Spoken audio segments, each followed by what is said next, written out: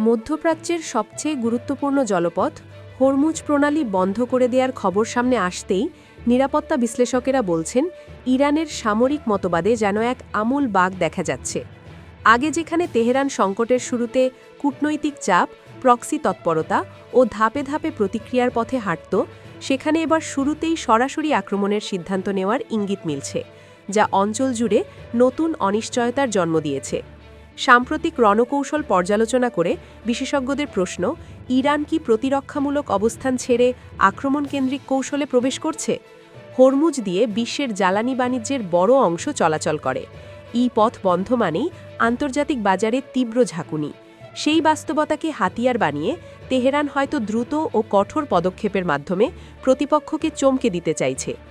ইরানের নৌবাহিনী ও রেভলিউশনারি গার্ডের সাম্প্রতিক মহড়া, ক্ষেপণাস্ত্র মোতায়েন এবং সিদ্ধান্ত গ্রহণের গতি সবকিছুই বলছে তারা আর দীর্ঘ অপেক্ষার খেলায় নেই, বরং সংকট তৈরি হলেই প্রথম আঘাতের মাধ্যমে নিয়ন্ত্রণ নেওয়া তাদের নতুন লক্ষ্য হতে পারে। এমন পরিবর্তন সত্য হলে তা কেবল আঞ্চলিক শক্তির ভারসাম্য নয়, বৈশ্বিক নিরাপত্তা সমীকরণও ওলটপালট করে দেবে। ইরানের রাজনৈতিক ও সামরিক নীতিতে আমূল পরিবর্তনের আভাস পাওয়া যাচ্ছে। দীর্ঘদিনের কৌশলগত ধৈর্য এবং নিয়ন্ত্রিত পাল্টা হামলার নীতি ত্যাগ করে তেহরান এখন আরও কঠোর ও সরাসরি সংঘাতের পথে হাঁটার প্রস্তুতি নিচ্ছে। তেহরান টাইমসের প্রতিবেদনে বলা হয়েছে, মার্কিন প্রেসিডেন্ট ডোনাল্ড ট্রাম্পের সাম্প্রতিক হুমকির পর ইরানের জাতীয় নিরাপত্তা পরিষদের অধীনে গঠিত ডিফেন্স কাউন্সিল স্পষ্ট করে দিয়েছে, তারা এখন আর কেবল আক্রান্ত হওয়ার পর পাল্টা হামলার অপেক্ষায় বসে থাকবে না। ইরানের নতুন সামরিক সমীকরণে এখন থেকে শত্রুপক্ষের যে কোনো সম্ভাব্য হামলার প্রস্তুতির লক্ষণ দেখলেই তারা আগেভাগে আঘাত হানার কৌশল গ্রহণ করেছে। ইরানের নীতি নির্ধারকরা মনে করছেন, ইসরায়েল ও যুক্তরাষ্ট্রের বেআইনি আচরণের বিপরীতে আন্তর্জাতিক আইন মেনে সীমিত প্রতিক্রিয়া দেখানোর দিন শেষ হয়ে এসেছে।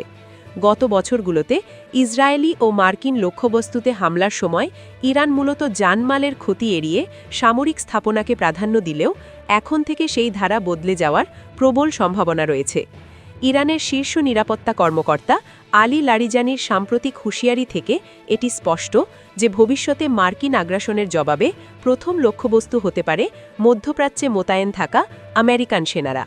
লারিজানি সামাজিক মাধ্যমে সরাসরি ট্রাম্পকে উদ্দেশ্য করে বলেছেন, আমেরিকার জনগণের উচিত তাদের সেনাদের নিরাপত্তার কথা ভাবা, কারণ ট্রাম্পের হঠকারী সিদ্ধান্তের চড়া মূল্য দিতে হতে পারে তাদেরই।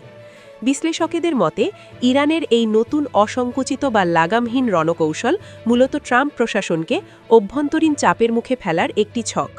ইরান ধারণা করছে, ইরাক ও আফগানিস্তান যুদ্ধের পর নতুন করে মার্কিন সেনাদের প্রাণহানি ঘটলে তা আমেরিকার ভেতরে তীব্র রাজনৈতিক অস্থিরতা এবং ট্রাম্পের জনপ্রিয়তায় ধস নামাতে পারে।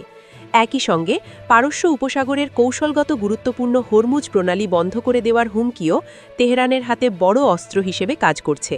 এই জলপথ দিয়ে তেল সরবরাহ বাধাগ্রস্ত হলে বিশ্ববাজারে জ্বালানির দাম ও মুদ্রাস্ফীতি যে পর্যায়ে পৌঁছাবে তা সামাল দেওয়া ওয়াশিংটনের জন্য অসম্ভব হয়ে পড়বে। সব মিলিয়ে ইরান এখন এমন এক চূড়ান্ত লড়াইয়ের বার্তা দিচ্ছে, যা ইসরায়েল ও যুক্তরাষ্ট্রের যে কোনো নতুন আগ্রাসনকে চিরতরে থামিয়ে দেওয়ার সামর্থ্য রাখে।